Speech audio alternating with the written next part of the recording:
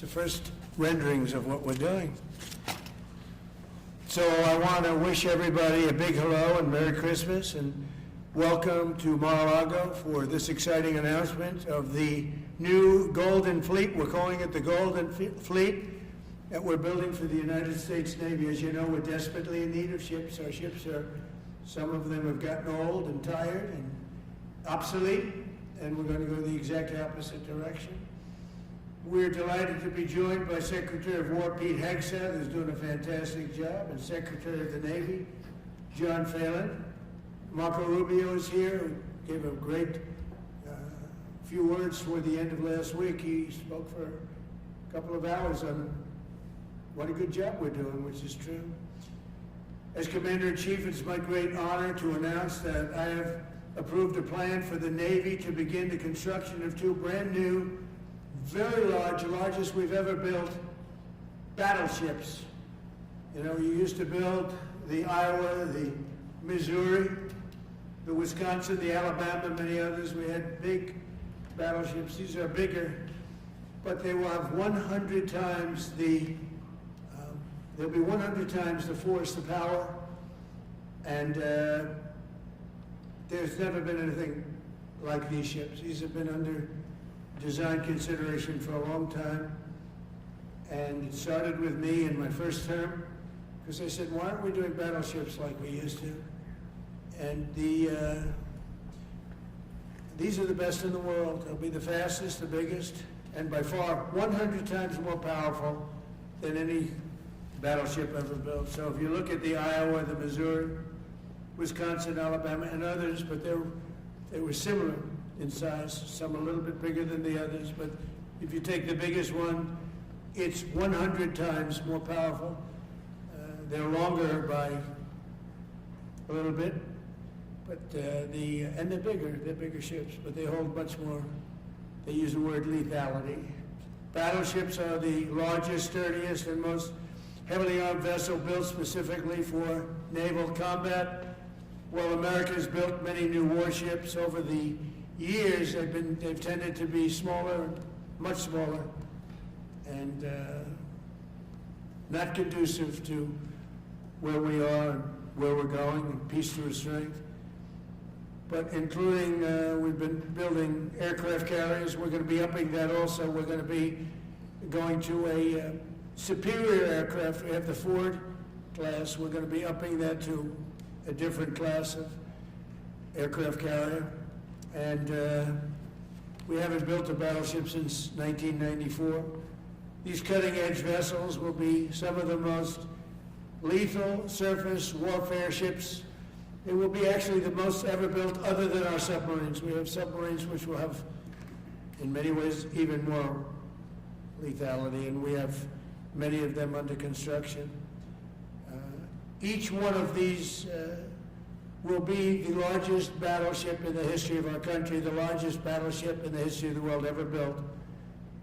And again, it's 100 times more powerful than the previous Iowa class, it's called. Those are the big ones that you'd see on a show. Victory at Sea. I don't know if anyone's seen Victory at Sea, but it was a classic. They'll help maintain American military supremacy, revive the American shipbuilding industry, and inspire fear in America's enemies all over the world. We want respect. We're going to have it. We already have it. More respected now than we ever were. A year and a half ago, they laughed at us. Now they respect us again at levels that they've never respected us. We envision that these two ships, we're talking about 10, but we're going to start with 2, and we're going to quickly morph into 10, and ultimately we think it's going to be anywhere from 20 to 25 of these. But we're starting with the first 2 immediately, and we're going to then be very quickly involved with, I think, we're going to do another 8, and then we're going to ultimately and pretty quickly have a total of about 20 to 25. We'll make that determination. We envision that these ships will be the first of a whole new class of battleships to be produced in the years to come. From Theodore Roosevelt, the Great White Fleet, you remember that, the Great White Fleet, to the legendary USS Missouri, whose massive guns helped win World War II, America's battleships have always been unmistakable symbols of national power. We stopped making them for whatever reason, I don't know. And I want to congratulate John Phelan, who is your secretary of the Navy. He came to me the first day we met. He talked about battleships, and I said, "You're absolutely on the right track." He said, "Why are we doing other things? We have missiles, which are much more expensive." By the way, these battleships have tremendous numbers of missiles, but they also have guns. And in many ways, guns can do the trick just as well as missiles at a tiny fraction of the cost. Once completed, these new 30 to 40,000 ton plus vessels will be the flagships of the American naval fleet, and there has never been anything built like them. And I just want to, be very clear that we're building them here. We're working with others, but we're building them here. We have great Navy yards. We'll be negotiating with some of the companies that are running those yards, taking over the yards. We used to build a ship a day during World War II. Now we don't do ships very much anymore. We do military ships, we do submarines. By the way, we're 15 to 20 years advanced in our submarines over anybody else. That was one of the things that I did in my first term. We make the best submarines by far in the world. We're at least 15 years advanced ahead of anybody else in submarine development. Most powerful, that's right, the most powerful weapon anywhere in the world, undetectable. So the battleships are going to be armed just in terms of guns and missiles at the highest level. They'll also have hypersonic weapons, many hypersonic weapons, state-of-the-art electric rail guns, and even the high-powered lasers that you've been starting to read about. We have lasers where you aim the laser at a target, it just wipes it out. We're going to have, there'll be the most sophisticated lasers in the world, and the most sophisticated laser in the world will be on the battleships that we're building. They'll also carry the nuclear arms, sea-launched cruise missiles currently under development, which will be instituted pretty quickly, but they're under development and they've proven to be extremely lethal. The U.S. Navy will lead the design of these ships along with me, because I'm a very aesthetic person, alongside our partners in American industry, and we're going to have Pete Hegseth and Marco and a lot of very talented people involved, but a lot of it's already been done. We've been doing this for months. The construction will create thousands of American jobs. We're going to have the jobs be created. I mean, already we have factories being built unrelated to this, although AI will be a big factor when it comes to these ships. They'll be very AI controlled. Today's announcement is yet another step in our mission to make the United States Navy stronger than ever before. Again, when you talk about 100 times the power of these massive ships that we had years ago, it's pretty amazing. And next week I'm going to meet with the defense prime contractors. I'm going to meet with them here, Florida. And we're going to be talking about production schedules because they're too slow. We have many countries, allies, that are wanting to buy. We make the greatest equipment in the world by far. Nobody's even close, but they don't produce them fast enough. So we're going to be meeting with them to talk about the production schedules. We're going to have strong production schedules. And the only way they're going to be able to do that is to build new plants. Even with the F-35, we have many people want the F-35 fighter jet. And it takes too long to deliver them to allies or to ourselves. It takes too long. The only way they're going to be able to deliver them is if they build new plants. They don't want to build new plants because that's expensive. So we're going to be discussing production schedules. We're going to be discussing CapEx spending. We'll be discussing the pay to executives where they're making $45 and $50 million a year and not being able to build quickly. They're going to make that kind of money. They have to build quickly. Again, we make the best equipment in the world, but they don't make them fast enough. And we're going to be also discussing dividends. We want the dividends to go into the creation of production facilities. So we'll be talking about all CapEx, dividends, and the pay. We're also going to be talking about buybacks. They spend so much money on buybacks. They want to buy back their stock. I don't want them to buy back their stock. I want them to put the money in plant and equipment so they can build these planes fast, rapidly, like immediately. I mean, I have sold more planes than any president by far, times probably 20. So every time I go someplace, I sell 100 planes. That includes commercial planes, Boeings, etc., but it also includes fighter jets. And I'm always having to say 5 years, 6 years, 7 years, helicopters, Apache helicopters, many years. India bought them. They want to get them. They don't want to wait a long time. So we don't want to have executives making $50 million a year, issuing big dividends to everybody, and also doing buybacks. And then they say, well, we don't have the money to build the plant. They got to build plants. Plans to make F-35s, plans to make helicopters, plans to make the F-47 new jet. And that's it. And that's what I'm going to be talking to them about. They're going to start spending money on building airplanes and ships and the things that we need, not in 10 years and 15 years. We need them now. And we're strong about it. Last week, the Navy announced a brand new class of frigate, and they're going to be working with the South Korean company. Hanwha, a good company, recently agreed to invest $5 billion in Philadelphia Naval Shipyard. We're opening up the Philadelphia Shipyard. Once a great yard. Now it was a long time ago decommissioned, but now it's reopening. Working with the Navy and working with private companies.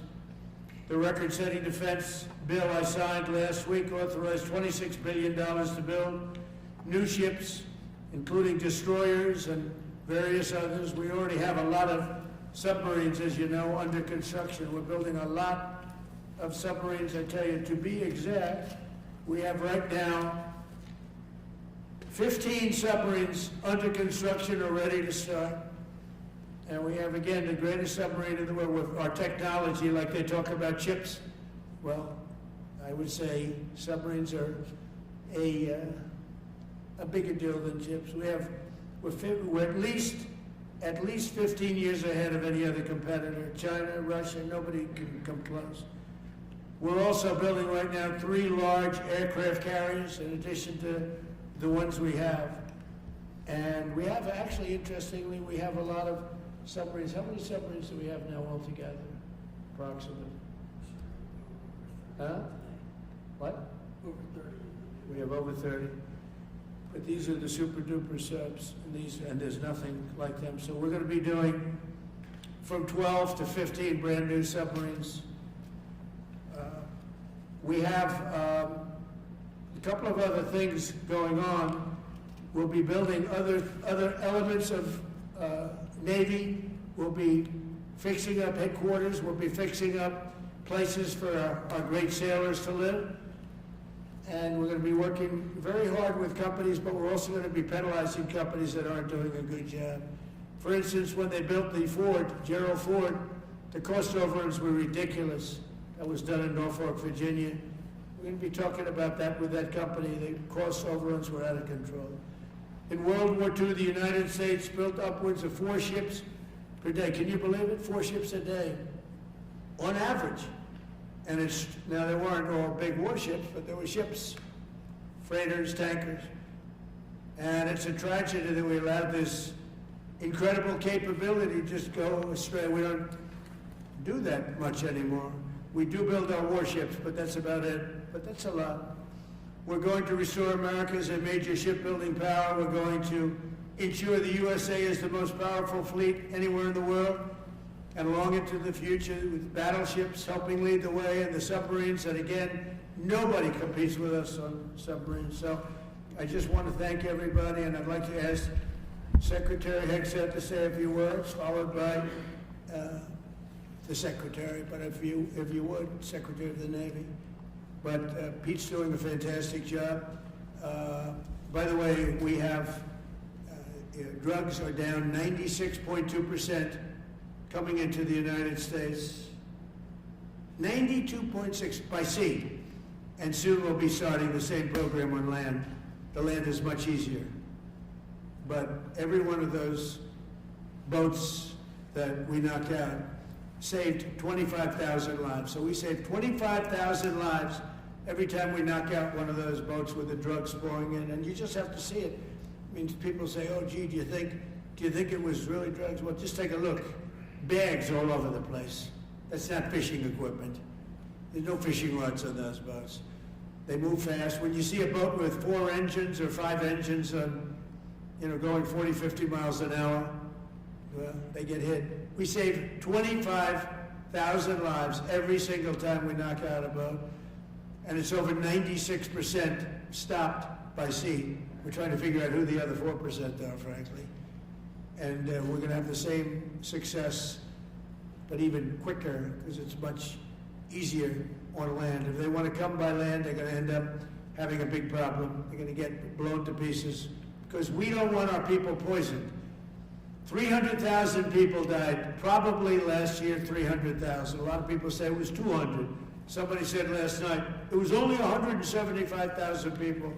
That's like 3 stadiums, big football stadiums filled up with people died. But I think the real number is 300,000. We're not going to have that anymore. So we're doing a great job, and we enjoy doing it. Our border is secure. Our country is strong. Trillions of dollars is coming into our country from other countries and companies. They're building factories and plants, including auto plants, all over the United States of America. Without tariffs, they wouldn't be doing anything, although they were very happy with the November 5th election. But it's only because they want to avoid paying tariffs that they're all coming in. And again, the biggest number was $3 trillion in history. That was China many years ago. Now it's $18 trillion, and that's just in 10 months. We think we could hit $20 trillion. That's investment in the United States, including plant and equipment. So thank you very much, and I'll ask Pete to say a few words, and then John. If you have any questions, we'll take them. Thank you. Well, Mr. President, you're exactly right. There are no fishing poles, no fishermen, and no fishing boats. Just drug dealers and narco-terrorists. And with every strike, we're saving American lives. No other president was willing to do real deterrence. That's exactly what's happening. It's an honor to be here, Mr. President, Mr. Secretary, Secretary Rubio, to talk about what peace through strength really looks like. You can talk about it, or you can invest in it, and you can build it. And that's exactly what President Trump is doing. At the Department of War, we're restoring the warrior ethos. In fact, the President mentioned the NDAA. We put into law merit-based. We put into law getting rid of DEI and political correctness. That's now part of how our military operates. And we've seen it in record recruiting in the spirit of the Department of War. We're rebuilding the military. President Trump did it once. He's doing again with historic investments today in shipbuilding. And we're reestablishing deterrence, whether that's at the border, whether it's through Golden Dome, what happened with Midnight Hammer and what Iran found out, those drug boats, and of course the Houthis opening up the shipping lanes. American strength is back on the world stage. And the announcement of the Golden Fleet, anchored by new battleships, the biggest and most lethal ever, accomplishes all 3 of those things and marks a generational commitment to American sea power. Across the entire department, we are developing new operational concepts, deploying cutting-edge technologies, and making major investments, including in our Navy. This is happening in all domains, including space, as the President has talked about before anyone else. So it's the highest of domains and the lowest of domains under sea, and especially today in sea power, that always has to be decisive, has been in the history of America, and will continue to be under the leadership of President Trump. We will make sure that anything that flows from our country and with our allies flows freely and uncontested.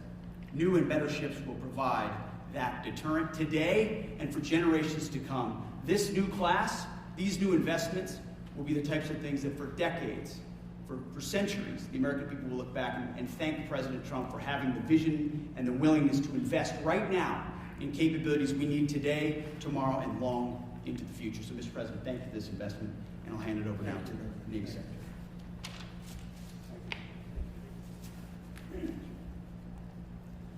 Mr. President, Secretary Hegseth, Secretary Rubio, thank you for being here on a very consequential day. From my very first conversation with President Trump about serving as the Secretary of the Navy, he's talked about the great Iowa-class battleship and why America doesn't build ships anymore with that kind of offensive firepower that takes the fight to the enemy. During my time in the job, I've talked extensively with our combatant commanders, like Admiral Paparo and Admiral Cooper, and our CNO, Admiral Cottle. What I've learned is that not only is the President's idea a good one, it's something that Navy desperately needs and now has a formal requirement for. The future Trump-class battleship, the USS Defiant, will be the largest, deadliest, and most versatile and best-looking warship anywhere on the world's oceans. I want to thank the President for his vision to make this game-changing capability for the United States Navy. The Iowa was designed to go on the attack with the biggest guns, and that's exactly what will define the Trump-class battleships. Offensive firepower from the biggest guns of our era. This ship isn't just to swat the arrows. It is going to reach out and kill the archers. And for the first time in generations, we'll have a new leg in America's nuclear deterrence, because the Trump-class battleship will carry the nuclear-armed sea-launched cruise missile. Striking dominance isn't all that the Trump-class battleship brings to the fight at sea. It has the size and capacity to serve as a flagship for our fleet commanders so that they can command and control naval forces far out to sea. As shown in the series, and the President mentioned it, Victory at Sea, Admirals Bull Halsey and Raymond Spruance commanded the war in the Pacific from their battleship flagships during World War II. Now this new battleship will command everything from warships to drones and everything in between. We're going to make battle groups great again. And this is just one piece of the President's Golden Fleet that we're going to build with the investments he talked about. A new frigate, the right frigate, the one our warfighters have told us they need. More amphibious power for our Marines with new capabilities like the medium landing ship. As part of the Navy's high-low mix, we're moving out aggressively on unmanned vessels with funding from the President's One Big Beautiful Bill to bring options to the fight and pull new, non-traditional defense partners into the American shipbuilding ecosystem. And we're making a generational investment in support ships. Logistics wins wars, and that kind of shipbuilding is the spark that will ignite the industrial base and help power the commercial shipbuilding that the President has called for. Under your leadership, Mr. President, we will have more tonnage and firepower under construction than ever before in our history.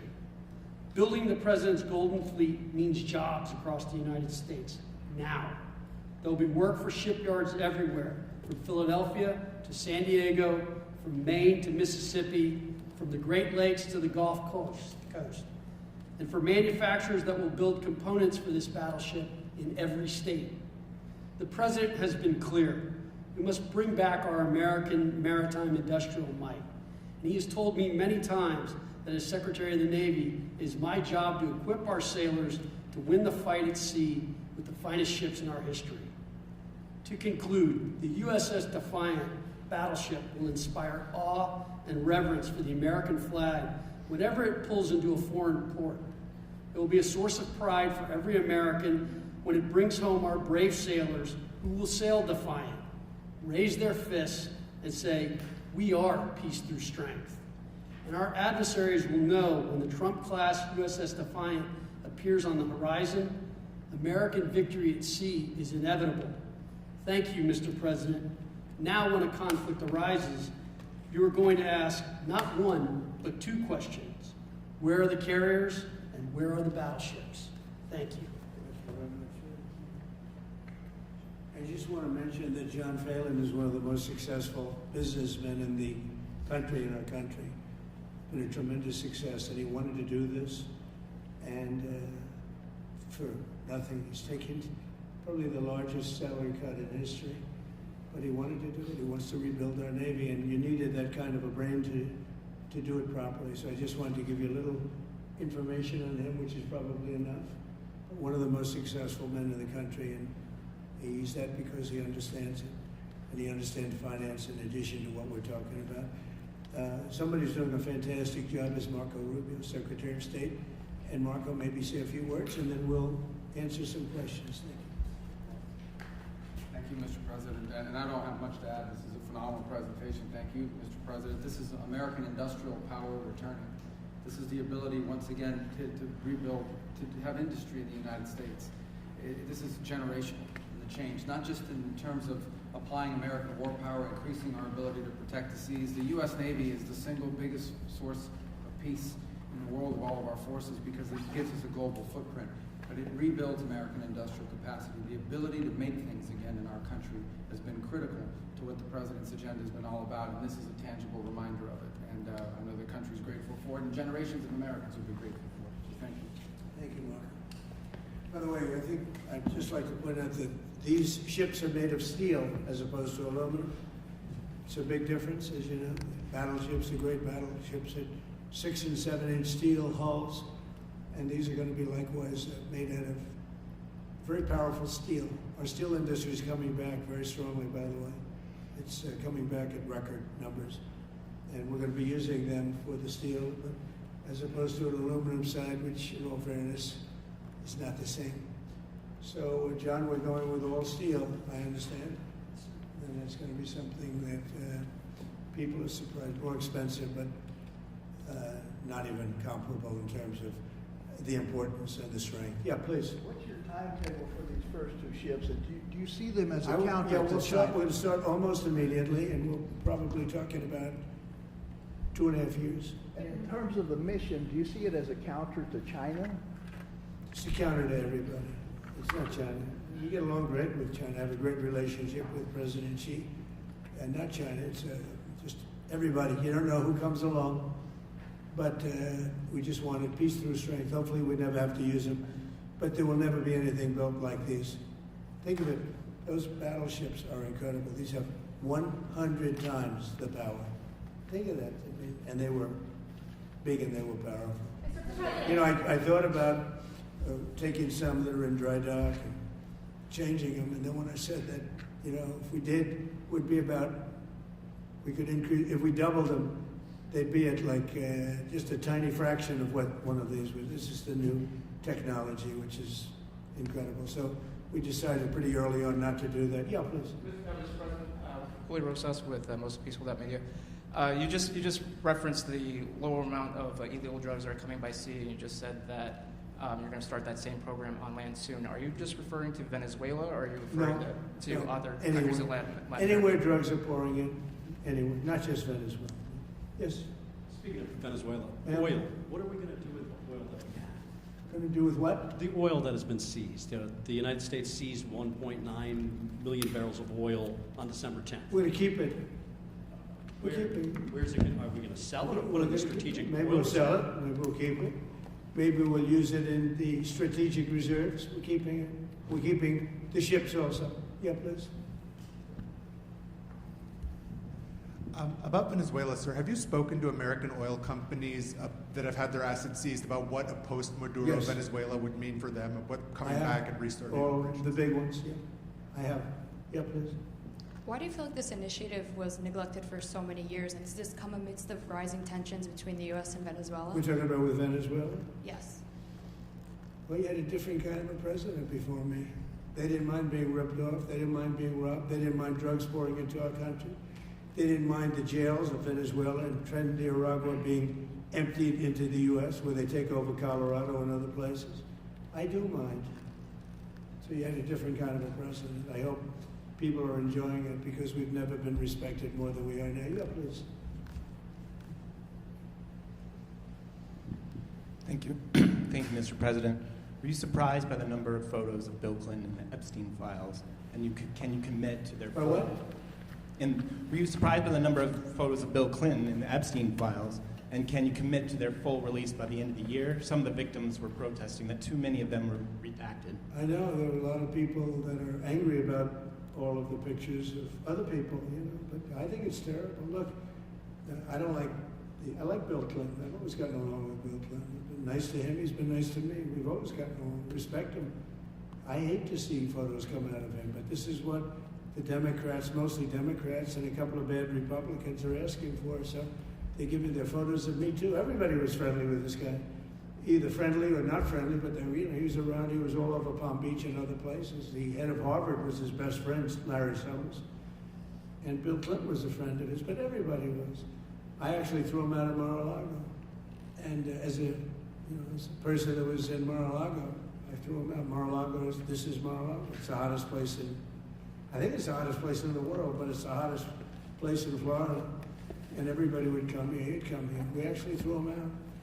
But no, I don't like the pictures of Bill Clinton being shown. I don't like the pictures of other people being shown. I think it's a terrible thing. I think Bill Clinton's a big boy. He can handle it. But you probably have pictures being exposed of other people that innocently met Jeffrey Epstein years ago, many years ago, and they're highly respected bankers and lawyers and others, and they'll end up, because of guys like Massey, who's a real lowlife, whose polls are down to about 9%, by the way, the great state of Kentucky. If you look at Kentucky, Kentucky is such a great place, but I don't know, they've got a couple of people on there that are very strange in terms of leadership, but Massey's a loser, and he likes it, and he works with the Democrats. He's just being used by the Democrats, because what this whole thing is with Epstein is a way of trying to deflect from the tremendous success that the Republican Party has. Like, for instance, today we're building the biggest ships in the world, most powerful ships in the world, and they're asking me questions about Jeffrey Epstein. I thought that was finished. I believe they gave over 100,000 pages of documents, and there is tremendous backlash. It's an interesting question, because a lot of people are very angry that pictures are being released of other people that really had nothing to do with Epstein, but they're in a picture with him because he was at a party, and you ruin a reputation of somebody. So a lot of people are very angry that this continues. A lot of Republicans are angry because of the fact that it's just used to deflect against a tremendous success. Look, we have $18 trillion coming into our country. We have, I believe, we're going to have the most successful economy in history. We inherited a mess. Now prices are coming way down. Gasoline is less than $2 in some states. $1.99, $1.97, $1.95 a gallon. $1.95. Think of that. A gallon. Nobody ever thought they'd see that. They don't want to talk about that. They want to talk about Epstein. And the problem is a lot of Democrats are being caught up in the web, like Larry Summers. Larry Summers was the head of Harvard.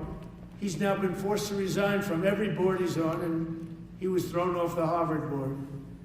Now he was at Epstein's Island a lot. I wasn't. I never went there, by the way. But fortunately, it's nice. But I never went there. But a lot of people did go there.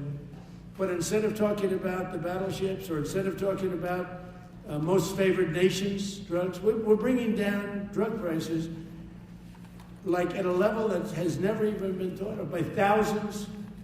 Think of it, by 1,000%, by 1,200, 1,300, 1,400% in some cases.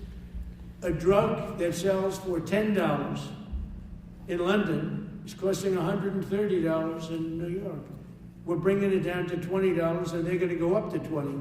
So they're going from 10 to 20, which is a doubling. It's a doubling.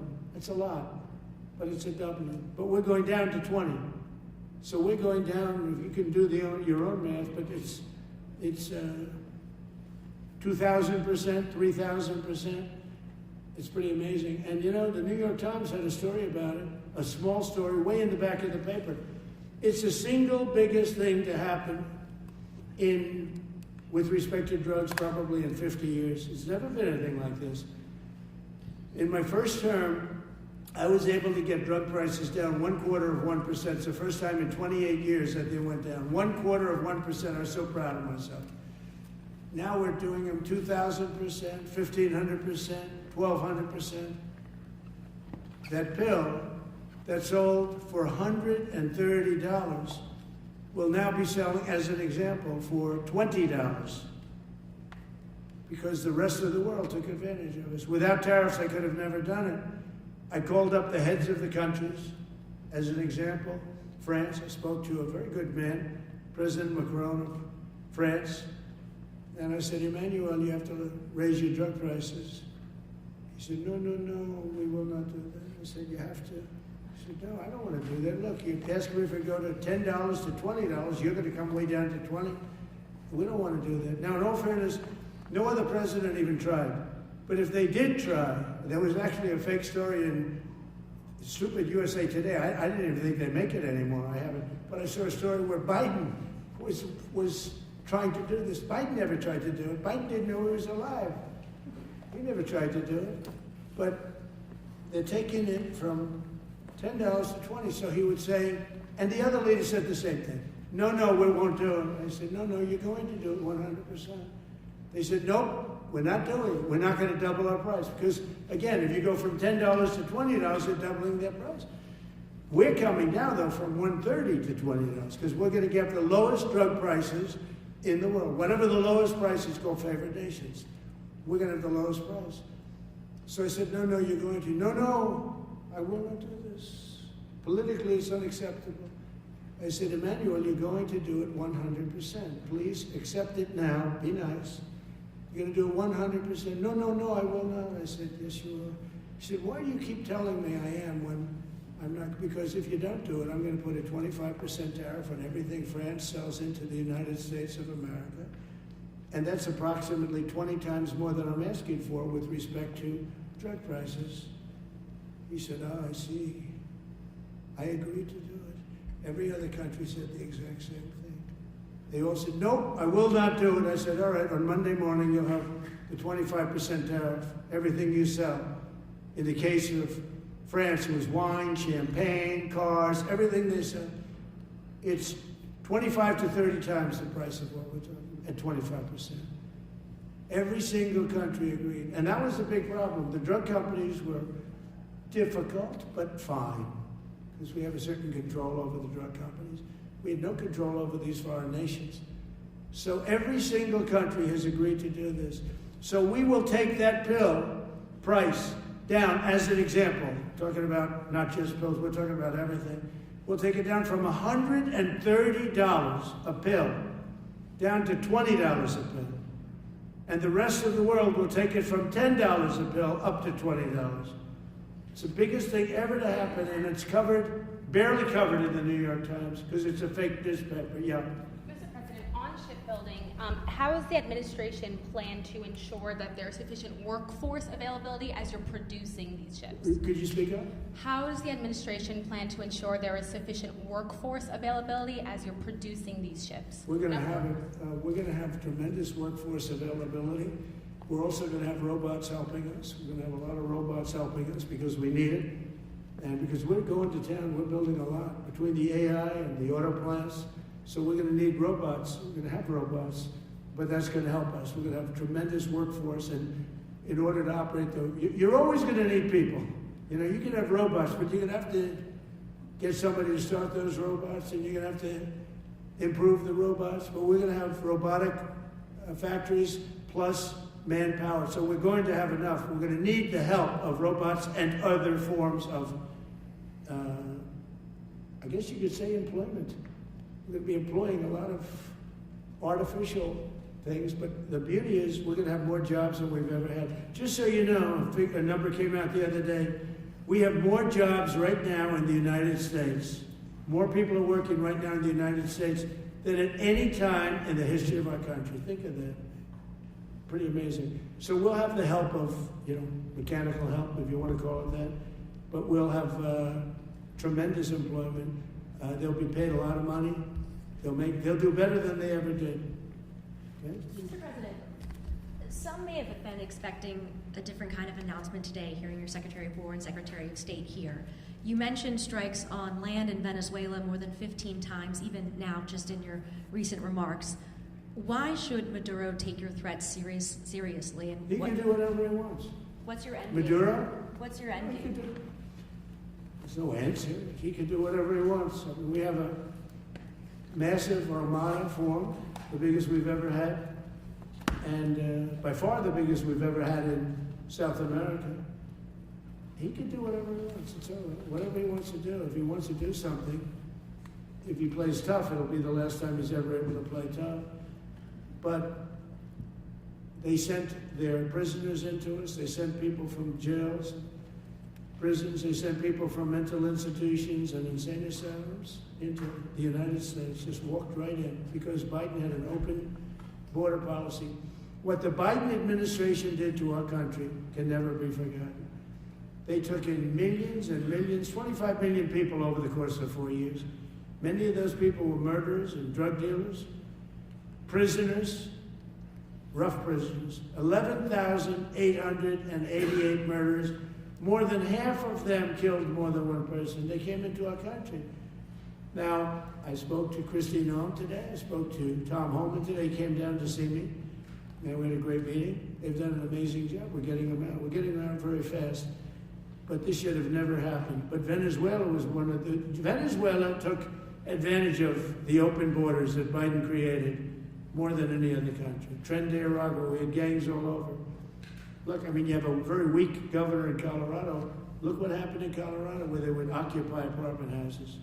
And he didn't want to do anything about it because he was scared. Any other questions?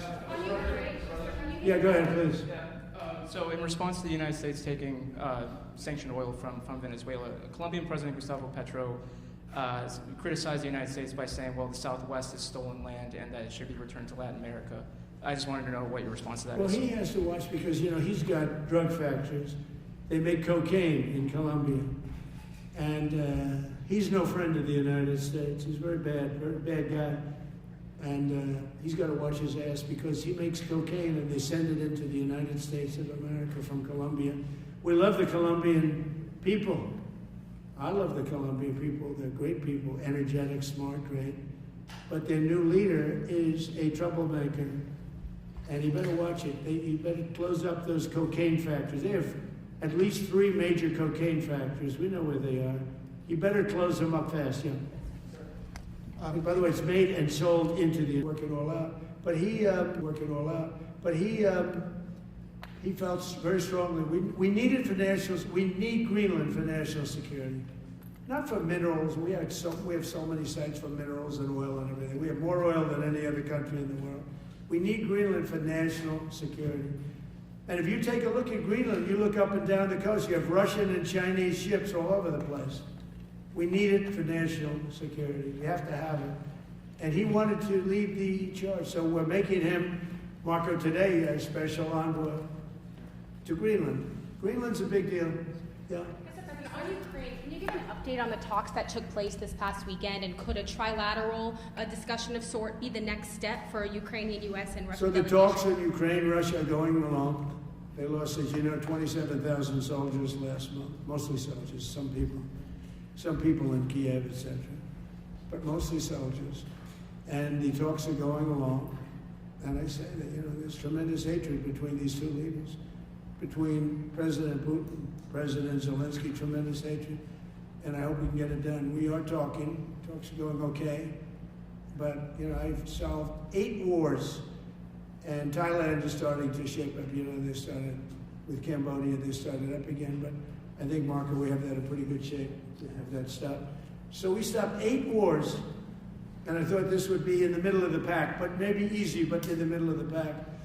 But there's a lot of hatred between those two people, and when there's hatred, there's...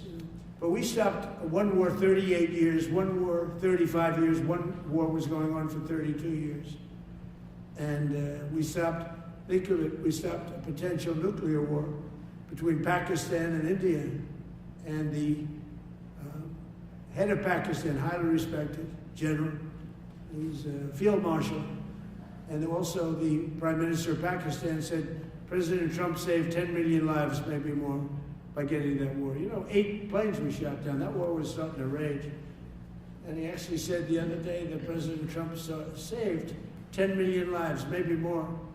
So we solved all these wars. The only one I haven't solved yet is Russia and Ukraine. Are you still pushing for the Christmas Day deadline with Russia and Ukraine? And have you spoken with Putin or Zelensky or plan to push the deal? I'll do whatever I have to do. I mean, I'd like to see it stop. Look, we don't lose any money in that war anymore. You know, Biden gave $350 billion, and who knows what happened to it. We now sell missiles, planes, all of the best military equipment. We sell it to NATO. We got NATO to go from 2% GDP to 5%. Nobody believed that to this day. Nobody's going to write that. Nobody believed it. And they take that money and they pay it to the United States for weapons. So we sell weapons to NATO. We sell full price. We sell weapons to NATO, and NATO takes those weapons and probably distributes them, but gives a lot of them to Ukraine. So we don't lose any money like we did with Biden. He was spending money like a fool. He was a fool.